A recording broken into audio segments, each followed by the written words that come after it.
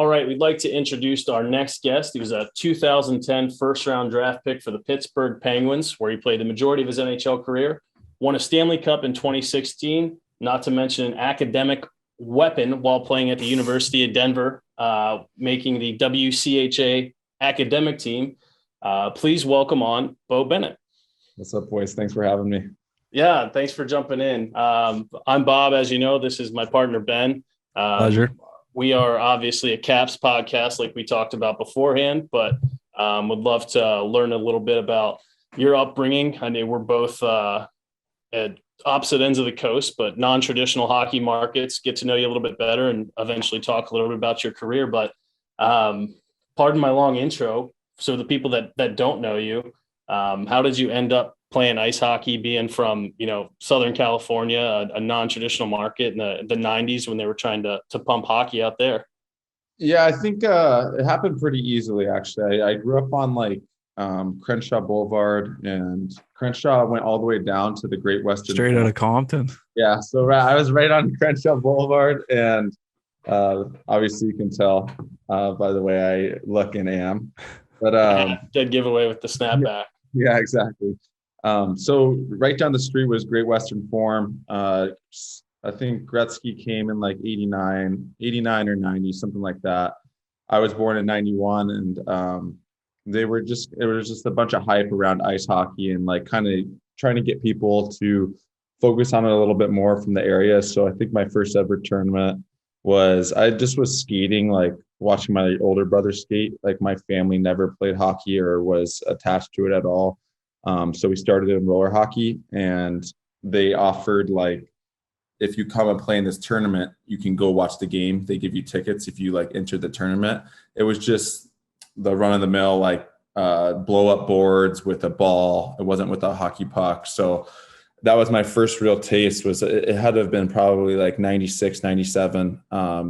Played my first tournament in the parking lot, went and watched a game. Had never seen a game before in person. And then I think they made the switch to Staples in 99, 2000. And I just kind of fell in love with the team. It was just, my dad loved it. I was still a roller hockey guy up until I was 14 years old. So it was just one of those things I kind of did on the side until I figured out that roller hockey really wasn't going to pay the bills down the road. So, but I mean, roller hockey, I suggest anyone who likes hockey to give roller a try. It's so fun. There's no worries out there. You're eating cheeseburgers 2 minutes before. Just the yeah, best. we've got a team, an in-house team here that they go to tournaments and play in the Narch tournaments and stuff. And yeah, it's definitely a little bit different than ice hockey. Those guys always have the sickest hands though. The guys that play roller. That's why I didn't play roller. Well, it's Zegras. He's a Cali kid, right? But if Wikipedia might be lying to me here, but did you actually play in the Quebec tournament? I did. I played in it twice. So I played, my first year was with the Junior Kings. We were really bad, but a great group of guys. We were just a little bit younger, and we did billeting, which was sick because a lot of people opted out of billeting. But for us, we wanted the experience. Being from Cali, we had no experience like that before. So I billeted with this family, Danny and Natalie. They had 2 kids. Just being able to, I think we won 2 we played 14 games or something. We only won 2 in the 2.5 weeks we were there, but it was a blast. And actually came back the next year with a sick team. Emerson Edom was on my team, Matt Nieto, Jason Zucker, all these guys. We made it pretty far in the tournament, but I got to stay with the same billets again. So it was nice to have that little camaraderie and just kind of knowing what I was going into. And that experience, that tournament was crazy. It's my first real experience of people caring about hockey. Well, yeah, it's in the middle of the mall, isn't it? No, that's the Edmonton one. That's the brick tournament, right? That's the brick. Okay. So, yeah, but I mean, you go look at I was going to ask, I mean, you hear even Pierre talk, and he won't miss a chance to talk about it, but these guys played against each other in the Quebec tournament. Is there any guys that you played against, when you were that young, or even the guys on your team you were saying that you're oh shit, we're legit, we got a shot? Yeah, I think when I look back at the rosters, I notice a ton of guys that are still playing now. But I wasn't really like name watching back then. I didn't really care about anything other than just having fun, being out there and playing hockey. But like the brick tournament, the names that were on the teams, there's only 12 teams. The names that are on those teams, like every team had multiple NHLers, and this is from 12 years old. So like, it's just funny that it works out that like a tournament that early on can still foreshadow what's to come in the future. And same thing with the Pee Wee tournament, but the Pee Wee tournament was a little bit more watered down. Like I think there was like playing for 2.5 weeks. You gotta have a ton of guys there. There's like 3 divisions. Like there was an A, a B, and like an international. And like, I mean, it was just cool because there's teams like, I think we had a team from Mexico. And like, I think they were losing games by like 30 goals. Like guys were like relentless on them, but they had like, these guys had the best time. You know, they were just out there. They didn't care at all. They were just happy to be out in a change of scenery and doing something they really like to do, no matter what the score was. So even at that point, you still thought ice hockey was like a side thing, like going to travel internationally and play like that? No, it was just more, I was really involved with doing a lot of things. Like I didn't want to be tied in California, like ice was so expensive. Like an hour ice is like $500. So it's basically like parents like scrounging together money to say, all right, what's the adequate amount of time we can get our kids on the ice that doesn't like hamper us so we can pay the bills and eat food. So I skated ice like probably 3 times a week. We'd do a practice maybe on Wednesday, I have a clinic on Monday, and then a game on the weekend.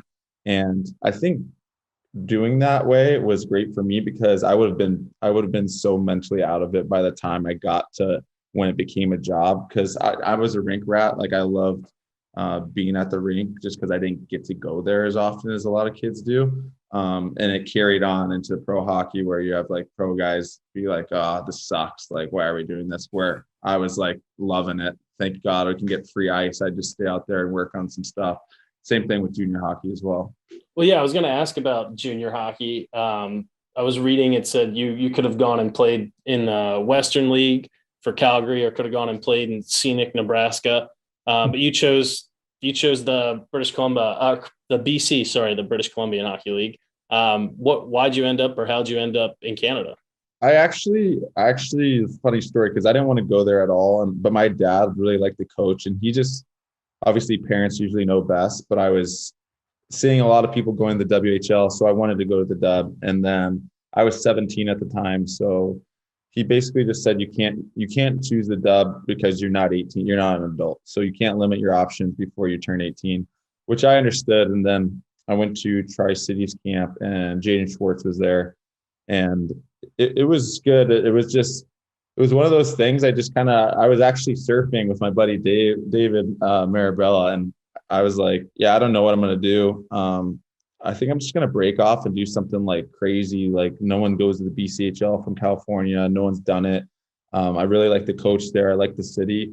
And I think we got out of the water at like 7:30. I called Coach Fred Harbinson. I said, hey, I'm going to come to Penticton. And he had been calling my dad saying, hey, what can I do to try to get him to change his mind, thinking my dad did anything. And I actually told Fred before I told my dad that I was going to go there. So it was just one of the best decisions of my life. Met some of my best friends I've ever had. And obviously our team was sick. So it made life really fun and easy.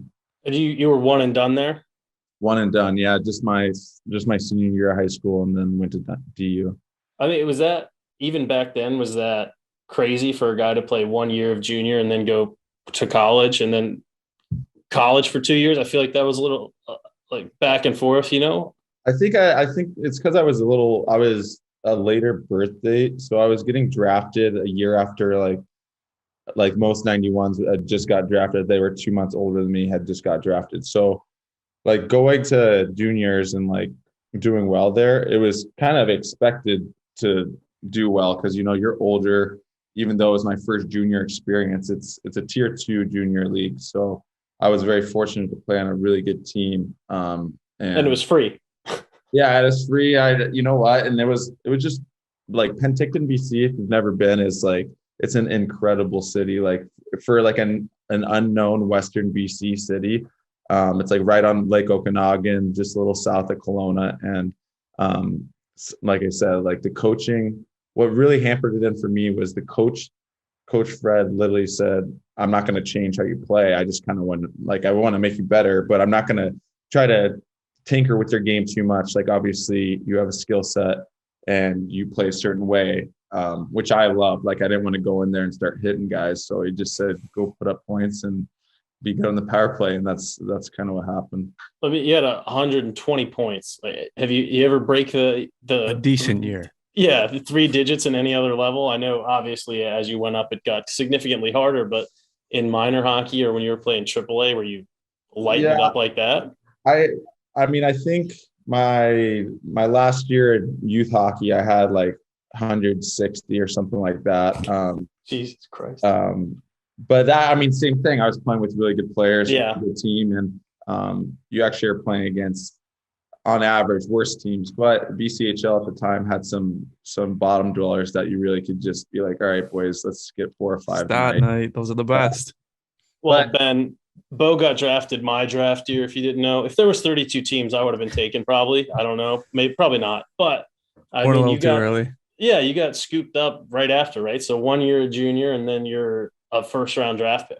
Yeah, that part was really new to me because I went in just wanting to get a scholarship. I wanted to help my parents, alleviate some financial pressure by just getting a scholarship, going somewhere, earning my degree, and having fun playing hockey with whoever it might be. And I just came into the BC, and I had a good start, like a solid start, and I'd grown that last summer where I wasn't on the map at all. And then I went to like the USA, like the district camps, like they do 14, 15, 16, and 17. And I didn't make the first 3, never made it until the last year. And then I led in scoring the only year I made it. It was like this weird year where everything kind of came together. I went off the rails and picked BCHL, and it ended up being the best choice possible.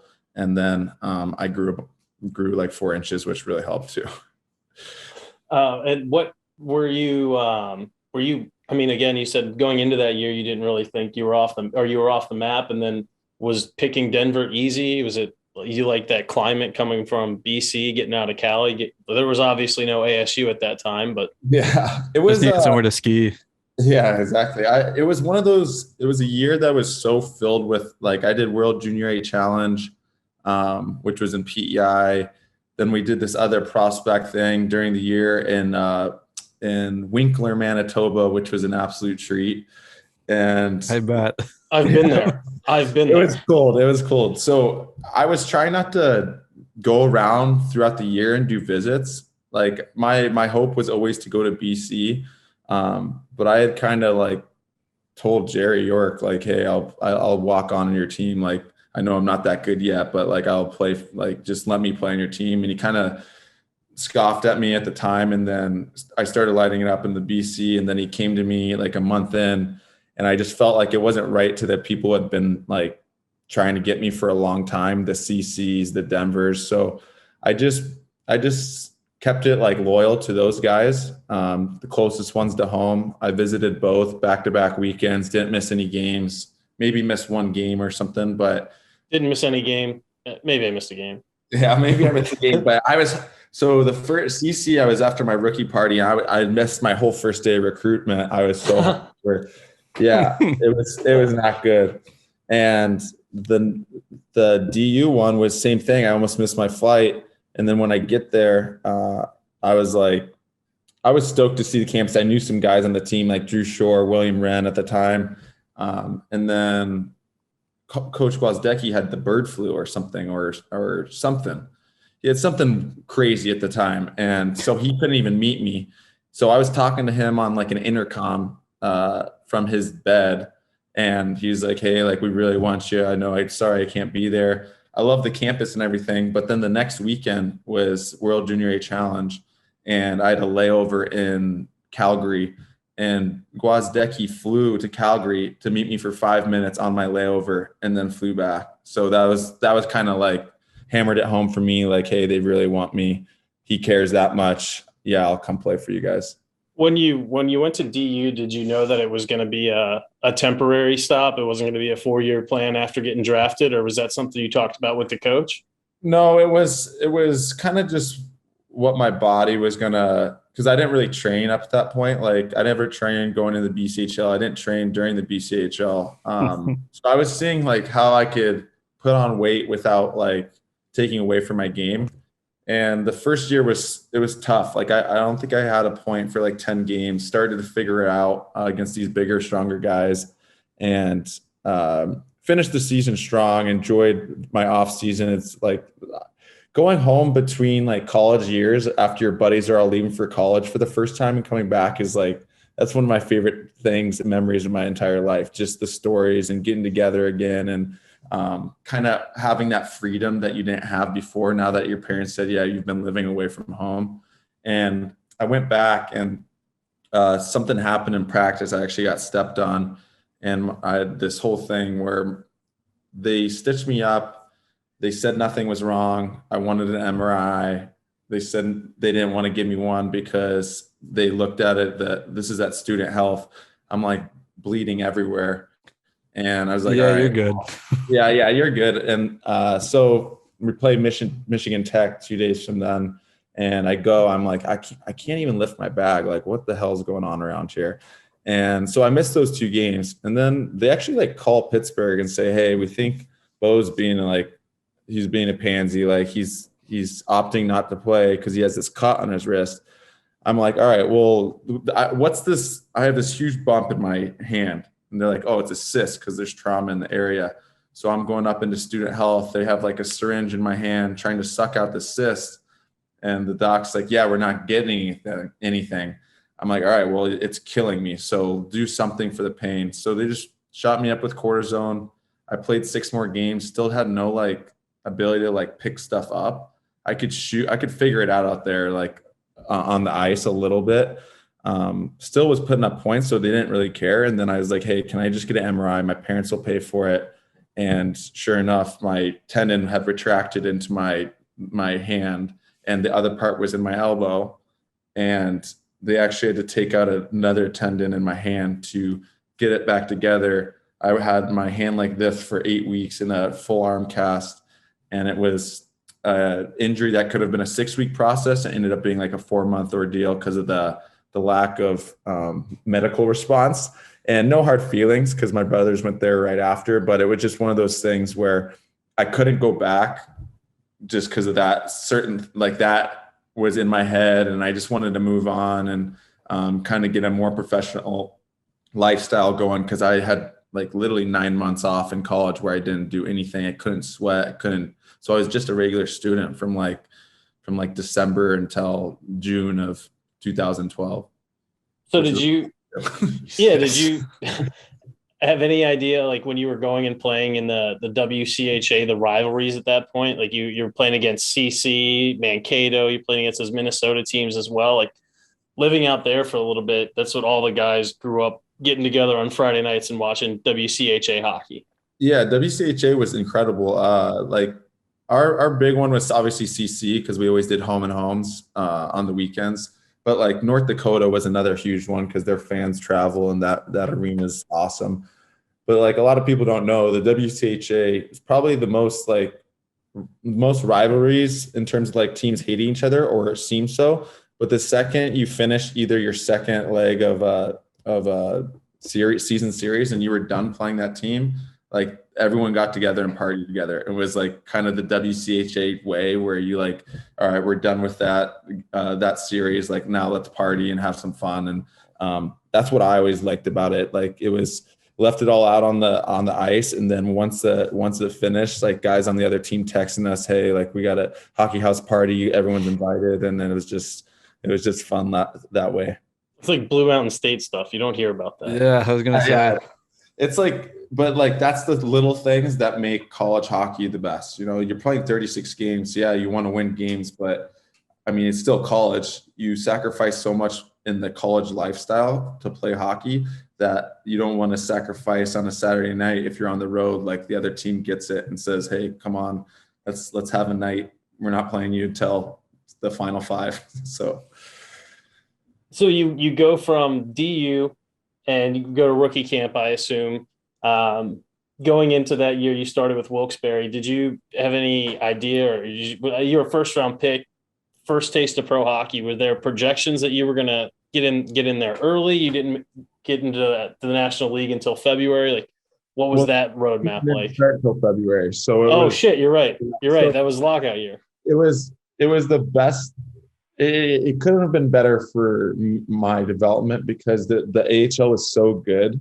Like there's no better stepping stone than the AHL with like 6 NHL regulars on the team for the whole league. So, like, I mean, like Oklahoma City had Taylor Hall and Ryan Nugent-Hopkins and Jordan Eberle and Justin Schultz. So it's like the league was really good that year. And I didn't make it out of camp. I still needed a little bit of understanding of the game. I needed that was my first training camp. And then I think 8 or 9 games in, a bunch of injuries started happening, shortened season. So we were an older team. And I just kind of lucked into a spot and had a good rookie year by all accounts. Well, I'd say so. You had 26 games, 14 points in your first taste of the NHL. And you said you had, 6 or 7 NHLers on just your American League team. But if you look at that lineup in Pittsburgh, like, you're learning from guys like, who were the guys on that locker room that kind of guided you or showed you the way? There's a bunch of, future Hall of Famers, if not already Hall of Famers. And then it's just riddled with talent. Yeah. Well, I mean, we traded for Douglas Murray, Jerome McGinley, Brendan Morrow. So those guys were like 1,000 game vets at that all point. war letters. Yeah. But like, obviously Sid was my boy. Gino was awesome to me because I played with him and Neil probably the most that season. But like the guys, kind of the in-betweeners that were like awesome for me. Like my seatmate on the team was Joe Vitale, who's now with the broadcast team for the St. Louis Blues. He just like an all-time guy. Like you'll never hear a bad word about that guy. And for him to kind of take me under his wing and still learn how to be a pro, like you're riding a bus and then now you're flying in planes and just kind of understanding. And then obviously I live with Robert Bortuzzo. So he was another guy that we kind of spent every second together, where we were just trying to improve our lives at that point. Like, hey, let's get our foothold. And obviously Rob's foothold has been pretty good for a long time. He's still playing for St. Louis. And it was just a fun year. And we came up a little short, but that team was pretty sick. Yeah, I just wanted to go back a second talking about your AHL experience and everything. What do you think about like the kids today who like get drafted high and then if they aren't like producing right away and they get sent down to the minors for a little bit, everyone like jumps on them right away when obviously they're still young and developing? Well, I think it's a lot of times people have to realize like it used to be you never even got a chance until you prove yourself in the AHL. So the league changed right when I was coming in, where you used to have to earn your way up the system. Like the Detroits, you wouldn't get chances until you're 25, 26. You had to earn your way all the way up. Now you're not that they're gifted this chance, but these young guys, you want to like at the odd chance that 18-year-old comes in and lights the league on fire. I mean, now you have them from 18 on. So I think it's kind of this risk and reward mindset that GMs have seen work. And it's gotten away from like the development and learning how to be in pro hockey. And I think for like fans are so quick to say like, oh, he's a bust or this or that. It's like, there's plenty of guys who've gone down, figured out their games, came back. I mean, look at Evan Rodriguez this year. Like great example. You're only as good as the opportunity you get. So a lot of people might be a sick player in a wrong place with a wrong coach, with a wrong system, and then they move one place over, and now you're a 35 goal scorer as opposed to a guy who'll never break 10. So it's like, I think fans need to recognize that it's not always on the player. Yes, a lot of the onus comes on the player, but a lot of it's confidence, opportunity, and just gotta be put in the places where you're meant to succeed. So you don't think that Twitter GMs are right? Yeah, everyone on Twitter is really smart, but well, you played with Twitter legend Zach Boychuk. Is that where you got some of your post-career influence now? He follows me. Even a million other people he follows. Oh my God. God. I don't think he runs his account. I actually like Zach. I room with him a couple times on the road, and he was a great guy. So I don't know. On his phone a lot, I bet. He's just going to have the longest running virus on his phone. Yeah, I actually don't know if that's ran fully by him. It can't be. There's just no way. So, and just knowing him a little bit personally, like, unless he just went totally off the went into that mode, it's very hard to do because I do it on a very small scale, and I still my head spins sometimes. We'll go back to Pittsburgh here, obviously, but you played under Bilesma right away, and then former Capital coach Todd Reardon. Who, again, going back to Twitter, crossover here. Yeah. Not a lot of people were happy with in Washington, D.C. With his tenure. I mean, he had the big shoes to fill. He took over a team that just won the Cup and got rid of their coach. Can you give us some, bright notes on Todd Reardon, or maybe some background on him? Yeah, Reard's is I don't know what the whole – I know I kind of heard a little bit of the situation that went down behind the scenes that I probably can't discuss. But it's Reard's, and this is just from my personal perspective. Reardon is probably a top 3 assistant coach in the league. Because to be a head coach, sometimes you can't coddle to people, or you have to be a little bit more of a hard ass where you good cop, bad cop. Yeah. You have to manage egos. And I think he's genuinely just such a good guy, and he wants the best for anyone, that I think as an assistant coach, when you're just doing PK and running the D, you're almost like the team within the team. So there's nothing I had 2 of the best assistant coaches coming in. Bilesma, he was kind of not my cup of tea, but he also had to be because he's the head coach. He's trying to win, he's trying to get the most out of the team. But Tony Granato and Todd Reardon, you can't put 2 better guys together. In terms of positivity, just trying to be the best person for you. And I think that's kind of what I saw with that situation is he's just one of those guys who maybe he's just the best assistant coach of all time, as opposed to an average to below average head coach. And there's nothing wrong with that. Some people, you'll see guys in any sport, they can't cut it as a head coach, but they're an offensive coordinator and they're the best to do it. So. Yeah, definitely. Go ahead, Ben. Oh, yeah, no, I was just going to go back. It's not relevant to the coaching or anything, but you mentioned playing, came over. He was my boy growing up. He was the reason I got into hockey. What was he like around the rink and stuff? He was the legend of Jerome McGinley. He's just the nicest guy, and he cared so much. If we had somehow strung together some wins against that Boston series and I won up my first year with all those guys on that team, it would have been downhill from there for sure. But Jerome McGinley, he's just one of those guys who's so quietly the best. If something is bothering him, he doesn't take it out on anyone else. He works hard. He's a great team guy. He's always got a smile on his face, but he'll stick up for his teammates. And we didn't make that much money that year because we had spent so much time in the AHL. Me, Robert Bortuzzo, and Simone Dupre, and at a rookie party, quietly said, hey, you guys spend $5,000 and I got the rest. And I don't know, it was probably 27 grand more that he had. And he did that he goes yeah, we'll square up when we get home. And then he just said, no, we're good. I know it's been a tough year. So no one even knows stuff like that, but that's why he's the best guy, because he's not showy about it. He just kind of goes about his business. And I feel like people came out when he got Hall of Fame. People all of a sudden were dropping stories like that. It was awesome.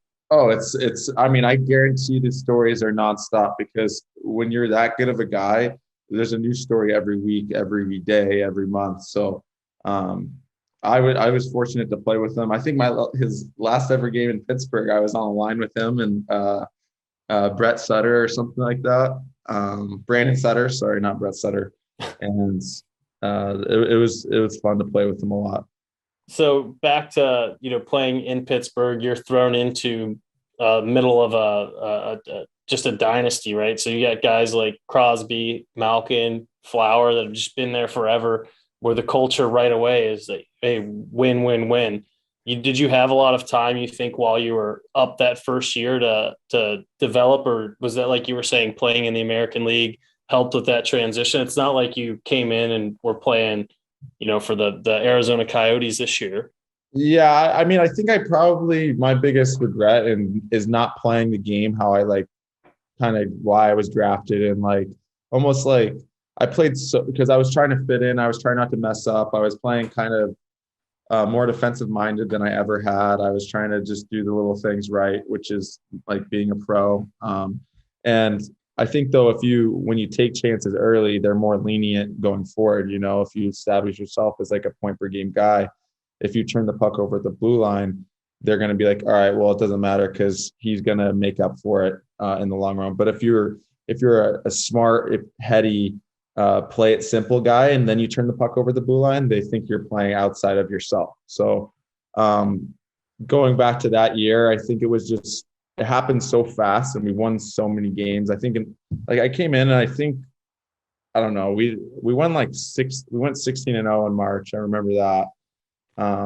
And it was Jesus Christ. Yeah, it was. And then Sid got injured.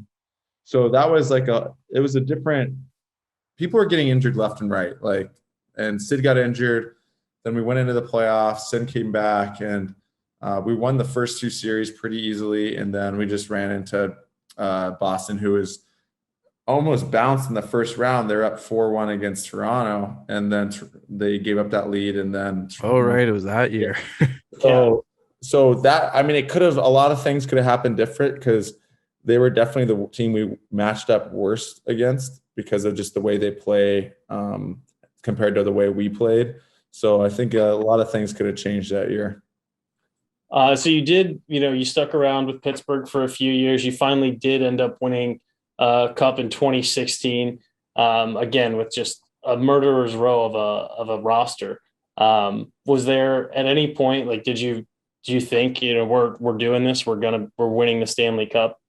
Well, the Sharks were, for so many years, the Sharks were just so good, and to come up short again for them, like, that was a loaded Sharks team too. Yeah, I think that year I missed that almost that whole year too. I only played like 30 games maybe. I got hit. It was actually Sullivan's first game as head coach. I got hit first period by Oshie, and it was remember that. Yeah, it was probably the best I had been playing, like in my whole career. Like I had been putting like points together. I was playing with Sid and Cooney. The team was doing poorly. So in that regard, when I went out, it just every other guy stepped up, and it kind of built the team the right way. Like we got Hags, we got a few other guys, and then throughout that last stretch of hockey where I came back but re-injured my shoulder, even though I wasn't a part of it, I could tell like the boys, the team was so good. Like it didn't matter if we got scored against. Like they were very level-headed about how they were approaching games, approaching shifts, approaching periods. So once we got past Caps and then Toronto or Tampa was a wagon too. But it was just, it never seemed like we weren't going to win. So that, I feel like we just kind of had that it factor that year. And obviously they took it into the next year where they just it never seemed like they were not going to win. Obviously did the Caps dirty again, I think. Yeah. Yep, they did. Yep.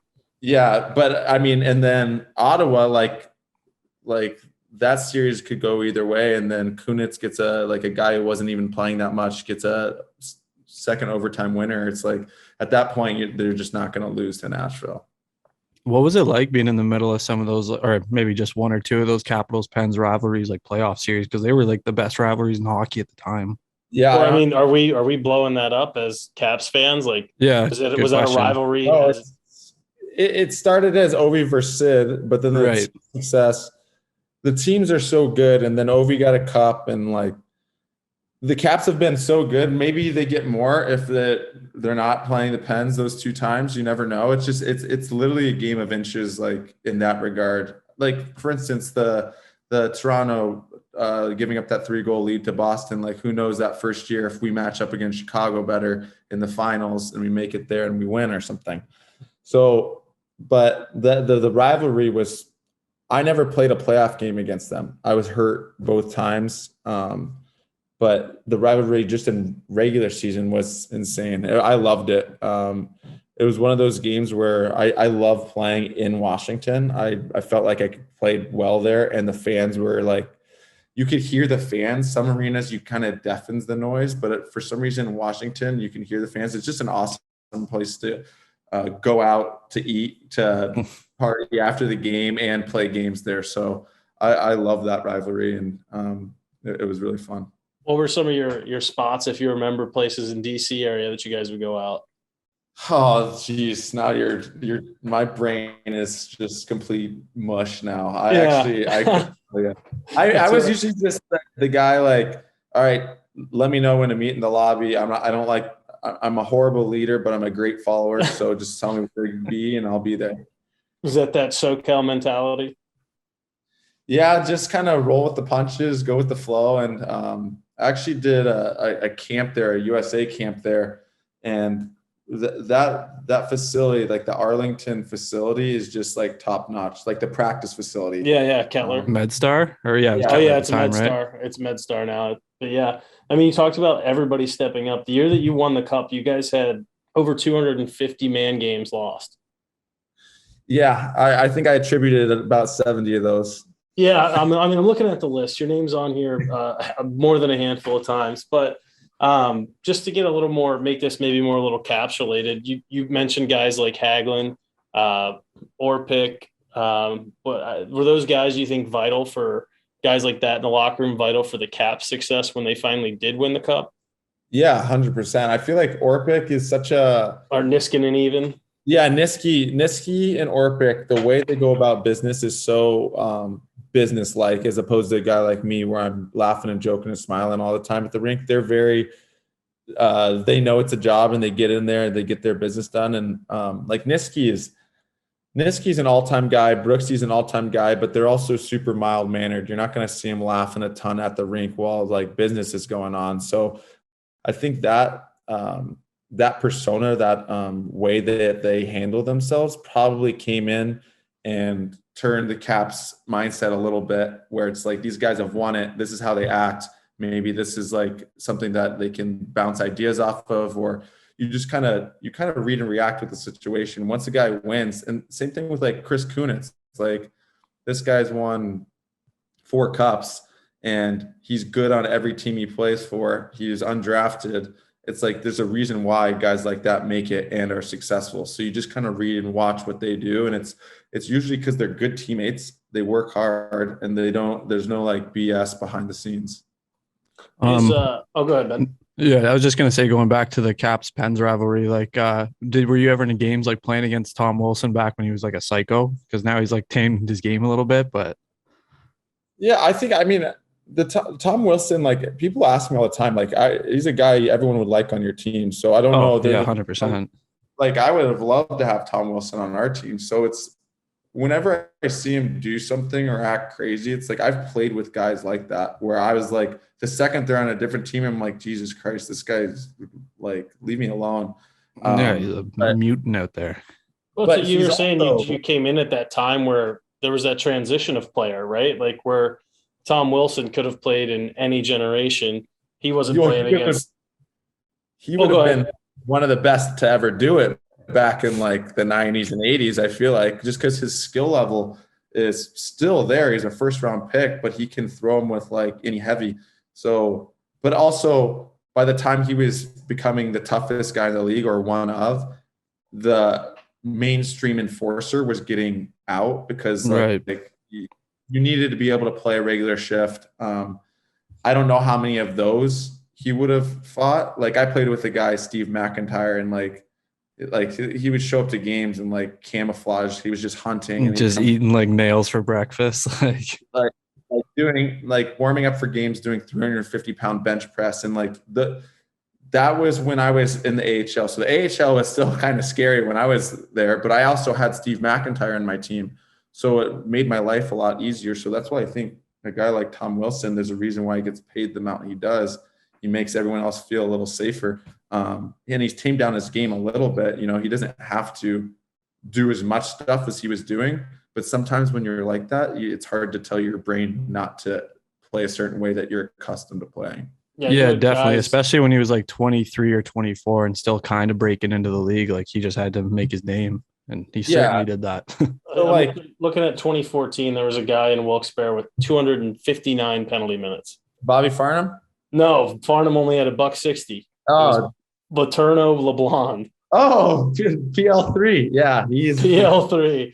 He was 66 games. Jesus Christ. Yeah, he was in that old school. Another great guy. Like you'd love him on your team. I played against him too, and it's like these enforcers, fans hate other enforcers, obviously, but like you can't tell me a fan that cares about their team wouldn't take Tom Wilson on their team. So it's just there's so much hate that's spewed. Yeah, obviously some things get carried away on the ice and you shouldn't do them, but then you have to pay the price for them, so that's on him. So I hate when fans are so quick to like, no matter what he does, they like hate on him. You know what I mean? Yeah, we have a segment called "What If Willie" on here, so it's just like if anything bad happens, it's like, what if Wilson did that? It's like, oh, well, he's dead to rights. He's in jail. From all accounts, I've heard he's a great guy. So it's like that's all that matters. Like, yeah, on the ice you can be whoever your persona is, but like as long as attempted murderer. Yeah, yeah. As long as you're a good guy off the ice, like, you're fine by me.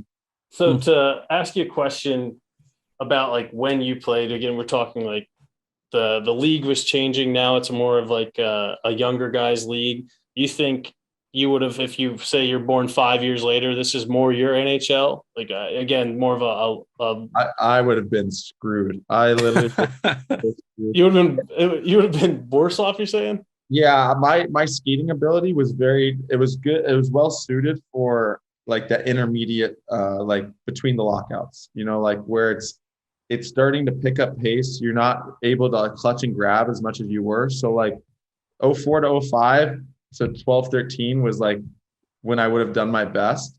But also I was 6'2", so they wanted me to hit and be physical. And obviously my body just crumbled every time I did. So I think this new age style, I would like to see the game not slow down, but kind of become a little bit more. I mean, you see the teams that are like Tampa Bay. The reason Tampa Bay is so good is, yeah, their top guys are all time and they don't have to do state income tax, so it helps with the salary cap. But yep, like the way they play the game, where it's very supporting. They're not afraid to go east-west. It's not all north-south. They have a great power play. They'll play their fourth line, which is important.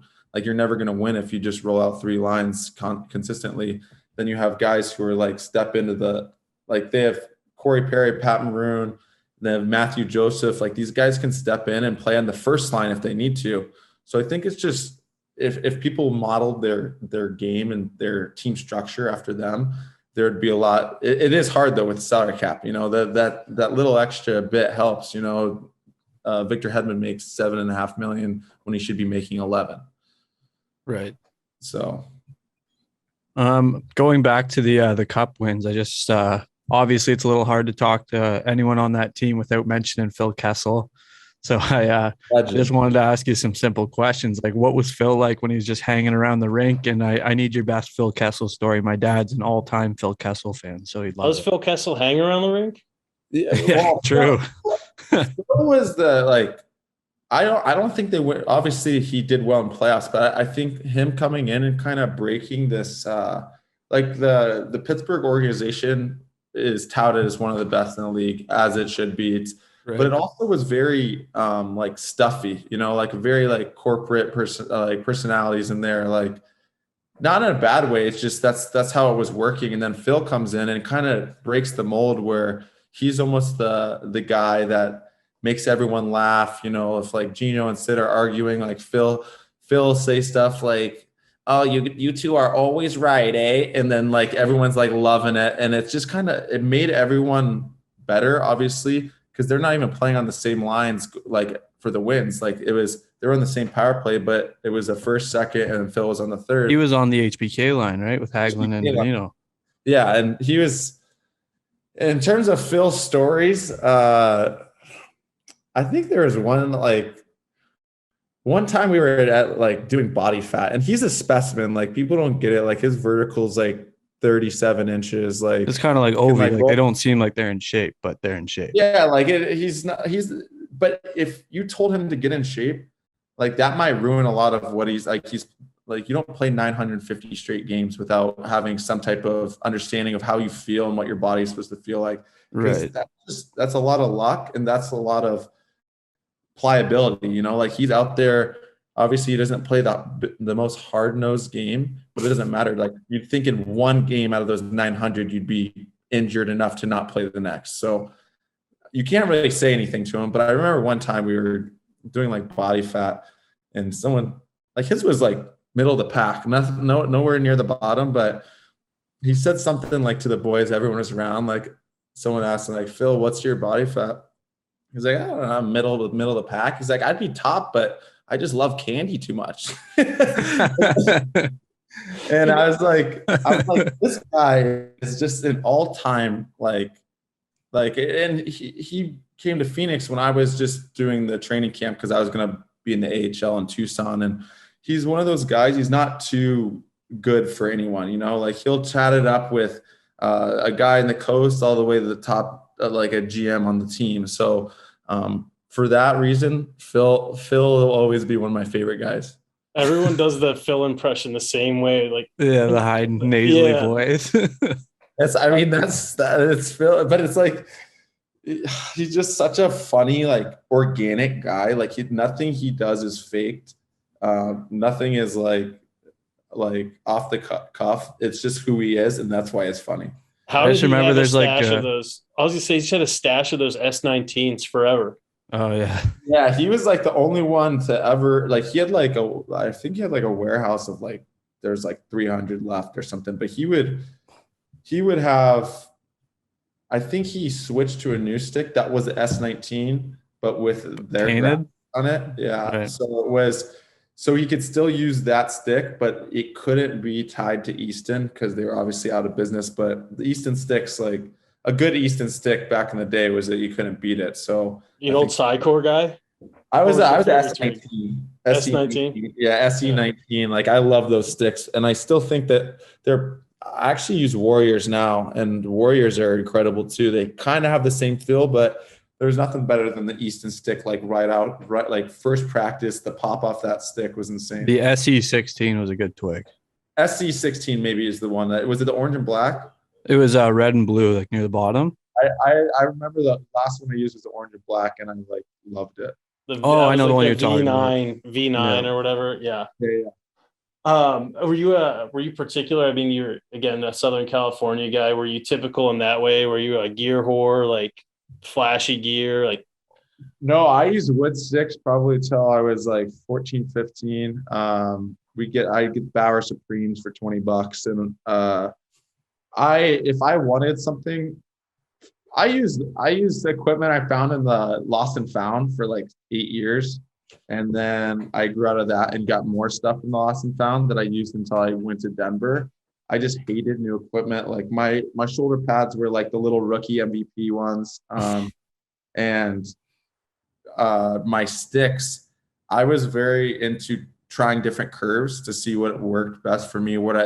I'd always see different curves. I was very interested in like sticks and trying new things, but if I wanted it, I had to buy it myself. So a lot of it was, and I mean, my parents paid so much money to have us be able to play hockey. I was like, the least I can do if I want a stick, like, I never broke a stick until I got to professional hockey when they weren't paying for it. But I never broke a stick because, I mean, I knew how hard they were working to get me out there on the ice. Oh, yeah, there's no slap shots growing up. When you got to the pros, were you like, shit, like, yeah, can I get 5 of these in this curve, 5 of these in that curve? Well, I kind of established what my curve was back in college. I used a bunch of different stuff in juniors, and then when I got to college, Warrior was the best in terms of working with you as a young guy. They'd send you out like a plastic blade that you can heat up and mold to what you liked, either the lie, the curve, if you wanted it bigger in the heel, and that's kind of the same curve I use today, and I use my whole career basically. What pattern?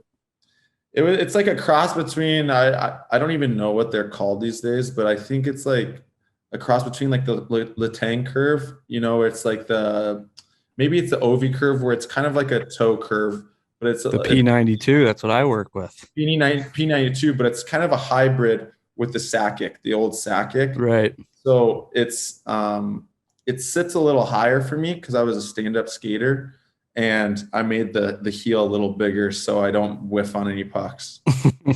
So now that you're out of the league, are you watching a lot of games? Are you a Pittsburgh guy still? Do you have any you watch Kings games now that you're on the left coast? Like, what's your NHL view now?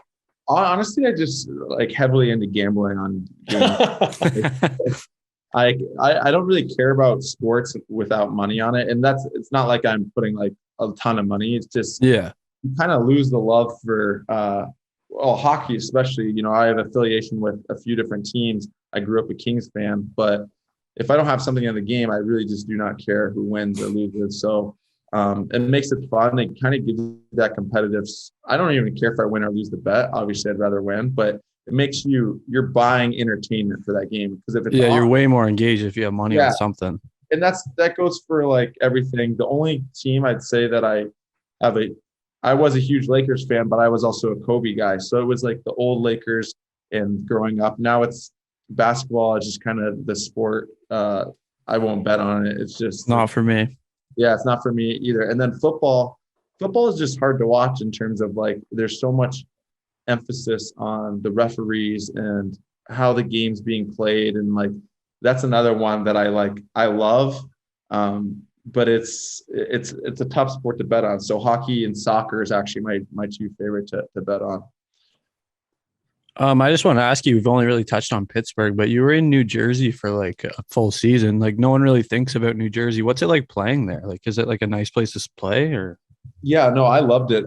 Prudential Center is a great rink. Our team was really bad that year, so it makes the season longer. It makes it seem like I have a pretty high sense of like enjoyment of my day-to-day life, but it is tough. People don't realize when you're not winning, it's not like you're enjoying your days or like in between your games, you like feel good. So it made that year feel like a 2-year season almost. But I stayed healthy for the most part. I had one ankle sprain and I got stepped on in practice and another injury by Cal Quincy. But other than that, I had a great time with the team. Lived in Hoboken, was just like a 5-minute subway over to West Village. And it was just nice living on that East Coast, like actually on the coast, just seeing like that culture and the way people live over there.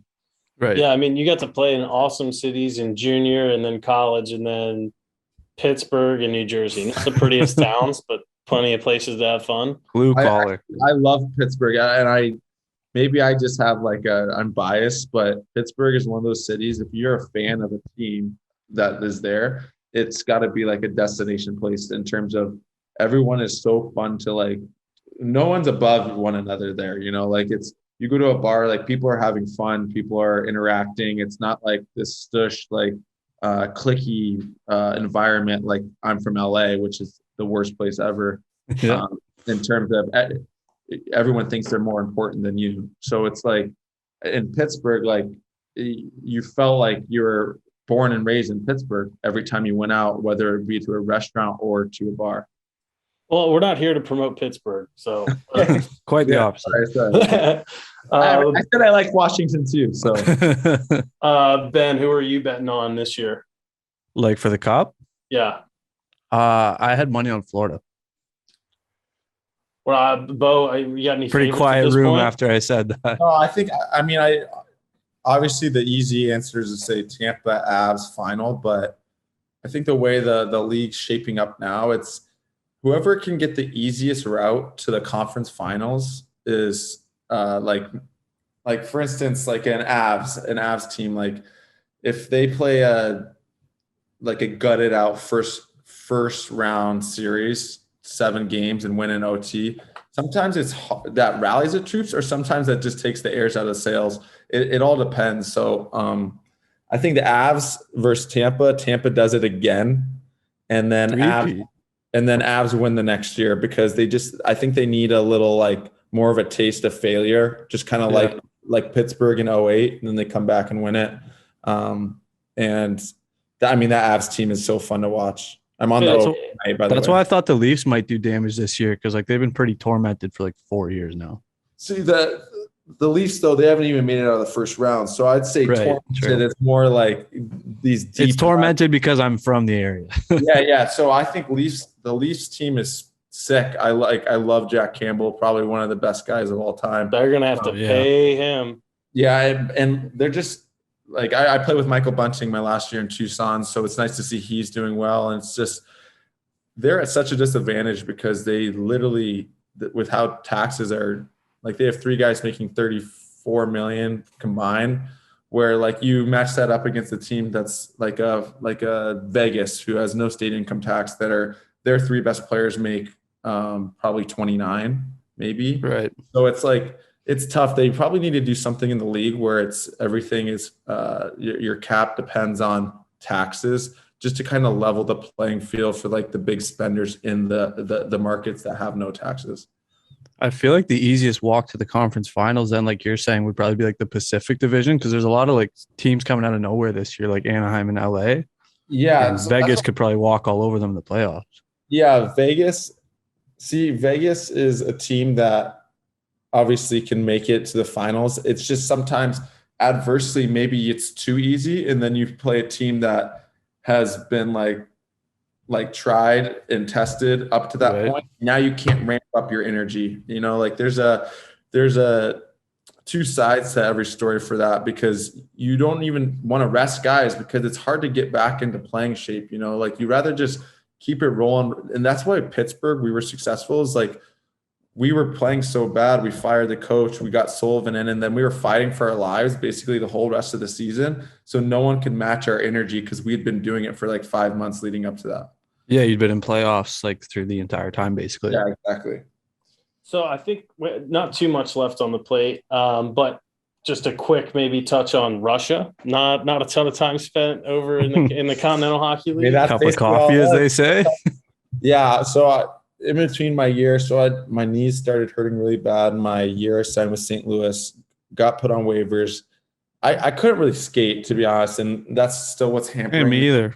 Yeah, but like that's why I retired, is because my knees. I can't really string 2 good days together in a row. And that year was one of those years where our team was sick in the AHL, and the coach was awesome, Rocky Thompson. He just knew my knees were bad, and he's like, "All right, well, power play. We're gonna move you to center. Just like play 14 minutes a night." Had a good year because of him, because he trusted me to do minimal work and just kind of produce and be that guy, like an older guy.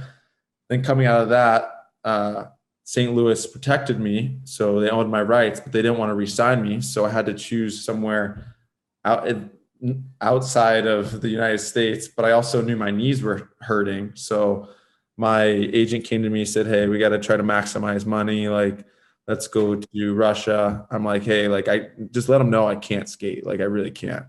So, and if you guys don't know anything about Russia, like I went in there and I said, "Hey, I can't do like preseason. Like I can't do like all these, like, I know you guys are known for like running." Yeah, I was gonna say their camps are nuts, starts right? in like July, doesn't it? So got it worked out that I missed all training camp, which is nice.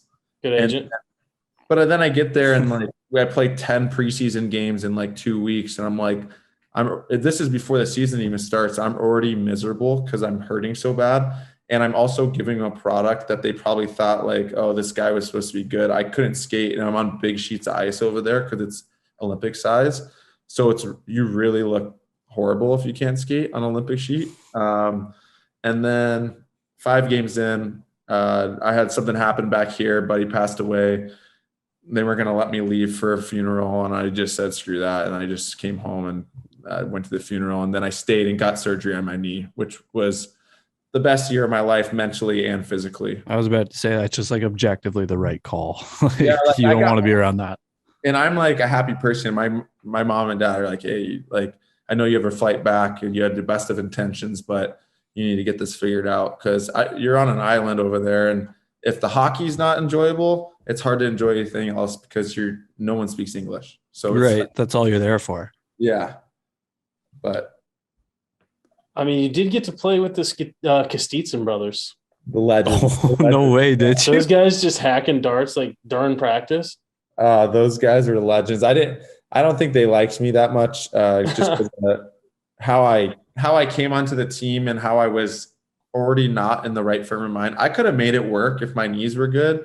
Granted, I wouldn't have even been in that situation if my knees were good. I would have just America. So it was one of those things where I felt bad, but they knew I was coming in kind of labored, and they said that they could like, oh, we can figure it out when you're over here. And it's like, all right, well, you guys don't even have ice bags. So like, what am I doing? Like, and Minsk is an awesome place. Like I love the city's like nice, and everyone was very nice to me. It just, I was not in the right frame of mind to be there. So jumping back to post hockey, now you are tearing it up on Twitter. Your Wikipedia page reflects also a record that I've yet to see, but I don't think we'd be doing our journalistic integrity, Ben, if we did not ask. Nine-time COVID champ. Undefeated. I tweeted. We had a nice little interaction there about it. That's on Wikipedia? Yeah, it's on Wikipedia now. Christ. No, I literally, this was like 2 weeks ago. I was just sitting in my house, in my parents' house. I was bored. It was raining out, and I'm friends with like not Danny Heatley. I was gonna ask you about them later. But he's the man. So it all stems from like, I think a month earlier than that, I said, we were just sitting at a restaurant and we go, you want to like mess with the internet? I tweeted that Connor McDavid's the most skilled athlete of all time. People lost their minds, still losing their minds over that. Then I tweeted, hockey's the hardest sport of all time. And then people kept losing their minds about that. And I was just sitting there saying like, what I originally tweeted isn't like a far-fetched idea. I just said like, hey, if you don't want the vax, can I just sign a waiver saying I won't go to the hospital if I get COVID and take up a bed, and I can just continue to live my life? And then I added in that I've had COVID 9 times, and that's what like drove people crazy. That's what was so funny. I like tweeted, like I had to share your tweet and be like, guys, he hasn't actually had it 9 times, because people are like, you don't actually have natural immunity. Like, yeah, obviously. I think I set a record too. I had 4 million impressions on that with 0 new followers. With 0 new followers. I know. I had to like share it, and then you responded. I was like, yeah, man, this is my insane. favorite one was the LimeWire. Just I blamed it all on LimeWire. Yeah, that's pretty funny. I mean, honestly, it's just good to show you like people. Twitter's not a real place, so it's a place where like you can go and have fun, and like if you want to go into a rabbit hole and start hating things or start loving things more, you can. But it just goes to show you, like, with our society, how it's going is like, why do people care that I tweeted that? Like, what makes the big, like, I wasn't being truthful. Obviously, you can't have COVID 9 times at this juncture. So it's like, well, I'm not certain of that, but I'm going to say, we can't be 100% sure. As I say that, my back really hurts. I think I have COVID for the 10th time. And you were talking, it was just like you were talking about natural immunity, and people are like jumping on you for it. It's like, guys, that is the joke. Yeah, that's why I said I had it as I've had COVID without the dash 19 times. So like I wanted to like, and then I said, okay, 19 is a little unbelievable. Let's go with 9. I was getting, and it's crazy. People were like, that was the most hate I've ever gotten. Like DMs. Yeah, like it's legit on your Wikipedia page. The best is just, if these people don't get the joke, they don't get the joke. It's not for them, like over their head, and nothing's better than having to explain a joke to people. Well, I just start like, I'm good on social media in terms of like nothing bothers me. You can say whatever you want. It's unless you're my parents or like the people I care about, like it's in one ear out the other. But I just started replying to people like stuff that would make no sense, that they're like, it puts their brain in a pretzel, like, and they'll DM me like almost like death threats, and I'll just say like, that's a reasonable reaction. Yeah, I'll just say like, I'll just respond the word poop, and they'll be like, what's wrong with this guy? Yeah, it's funny, like people are so easily messed with. Oh, they believe everything they read. Yeah, I mean the internet. There's nothing wrong on there. There's nothing untruthful on there. No, not at all.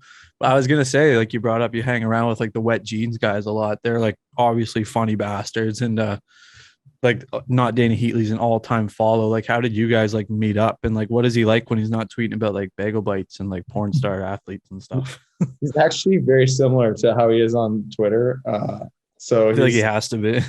he he's a good guy. I've known him for a while. I think I met him like maybe 4 or 5 years ago, and just always like I'd see him because my brother moved here and his friend group was in with his friend group in Arizona. So I saw him here sporadically whenever I was in Scottsdale. We went out a few times, partied together. Then sure enough, he sold me my house and does real estate on the side. And he's just a good dude. Yeah, just a good dude who's just he's just funny, you know, like the quips that he has, like his brain literally works like that. I was about to say his thoughts like right off the dome are insane. Yeah, it's like it's endless. Like if you get him on an Instagram live for 24 hours, he can talk for 24 hours and be funny for 24 hours. So he's a good guy. He's like one of my only friends out in Arizona. So he's a good guy to have in my corner. Well, we appreciate your time, Beau. I think that does it for any questions we had. Is there anything else, Ben, that you got or anything you wanted to end on, Beau? Anything you're doing right now that you want to pump? But all good. I think the only question I had was like, how do you like the Caps this year? Oh, that's good. We should probably ask about the Caps. Yeah, the Caps are I don't know how are they doing in the standings. I think is it Backstrom back out right now? He's been like in and out every time he comes in. He's back out the next game, but they're like third. We're currently trying to conjure Marc-Andre Fleury to Washington. We're trying to tweet that into existence. They're 1 point behind the lead in their division. Okay, so is Samsonov out or he's? No, he's healthy. They're just okay, not. So I'd say give Samsonov more leeway because he's going to be gross. Just as Russian goalies are taking over like the league. Oh yeah, they're all over. Yeah, they're so good. In terms of that team, like it's just fun to see like Alex Ovechkin. Like obviously I played against him a lot, but like if you're not a fan of him, you just are. I don't know what to tell you. Like you just don't like fun. You don't like watching someone who's enthusiastic. Like he's still having this much fun at 36, 37, whatever he is. And he's still so good. So like, I feel like once Backstrom comes back and gives a little stability, that team, he helps a lot. Like when Backstrom comes back, it makes everyone play into the positions that they're supposed to play. And it just goes to show you how underrated Backstrom is, that he gets probably no clout in terms of like the last 15 years, but he's like a top 20 player in the last 15 years, like hands down. He's almost a point per game in his career. He's sick, but it's not even just that. It's, every game he's going to play the same way. He's going to make good. He's good defensively too. Like people see the assists and like how he plays, but it's because the coach doesn't have to worry about one forward position every game. He's the same all the time. So I think that's kind of where it's like a Bergeron effect. Like you're like, all right, let's figure out the other 11. Bergeron, he's good. We don't have to tell him anything. He's going to be in the right spot. He's going to do the right things. That's awesome. I think I agree. Obviously I agree with the Backstrom stuff, but I think we're going to hope for 1 year, one little playoff push with Flower, and then let Sammy be gross next year. Yeah. I don't know. Flower, I don't know how many more times he wants to move. Well, he didn't even want to play in Chicago. Yeah, he didn't want to go there. I just feel like that guy, obviously he's a first ballot in my eyes. Like I'm sure he will go down. I talked a lot about Jerome McGinley being a great teammate. If you pulled anyone who's ever played with Marc-Andre Fleury, your top 5 favorite teammates, he'd be in everyone's top 5. It's like he's isn't he always just pranking people and shit? Pranking. He's never blaming defensemen for goals against. He's never blaming people. Like he's always, which is a goalie, like you want to play hard for a guy like that. He's always taking the onus on himself, and like he cares so much for the team. And like, even he played second fiddle for the 2 last cups in Pittsburgh. And it's like, he's still coming in the rink. Yeah, it's not the best situation, but he's still coming in the rink and trying to be the best teammate you can, which is insane to do in that position as a number 1 guy for like your whole career leading up to that point. So that's fair. I think we'll end on that. Beau, it was awesome having you, man. Hopefully we'll see you again sometime, but I know we appreciate it. And to the listeners here, see, 200 games in the NHL, most of them with the Penguins. Not a bad guy. Yeah, thank you. I'm not that horrible of a guy. We have a hockey tournament in Pitt in April. We need to fill it up with some spots. So if your knees are feeling good, we'll reach out to you. You can play every other game, Beau. Okay, yeah, maybe 1 game. It's mostly just to get to the bars in Pittsburgh, but there's some hockey on the side. All right, perfect. All right, thanks, boys. Thanks for having me on.